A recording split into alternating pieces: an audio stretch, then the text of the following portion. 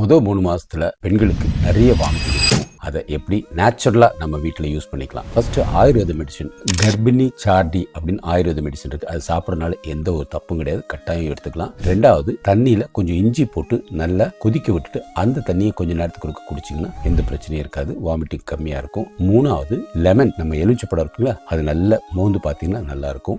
Lemon கர்ச்சீஃபே இருக்கும், அந்த smell தான் இருக்கும். இல்லை லெமன் ஸ்ப்ரே பண்ணிக்கோங்க, அதை முகத்தில் வச்சுக்கிட்டீங்கன்னு வச்சுக்கோங்க, அந்த லெமன் ஸ்மெல்லுக்கு வாமிட்டிங் வந்து கம்மியாகும். பட்டர் மில்க், மோர்ல கொஞ்சம் ஜீராவோ இல்ல லைட்டா வெந்தயமோ போட்டுட்டு அந்த ஸ்மெல்ல கொஞ்சம் மாத்திட்டு குடிச்சிங்கனாலும் உங்க வாமிட்டிங் ரொம்ப ரொம்ப கம்மியா இருக்கும். அடுத்தது, நம்ம வறுத்த அரிசி இருக்குல்லங்க, அதை யூஸ் பண்ணா அதுவும் வந்து வாமிட்டிங் வந்து கம்மி பண்ணுன்னு சொல்லியிருக்காங்க. நான் அவ்வளோ யூஸ் பண்ண சொன்னதில்லை. கமெண்ட் செக்ஷனில் நீங்கள் அதை யூஸ் பண்ணியிருக்கீங்களா இல்லையாங்கிறது போடுங்க, அதனால் வாமிட்டிங் குறைஞ்சிருக்கான்னு பார்ப்போம்.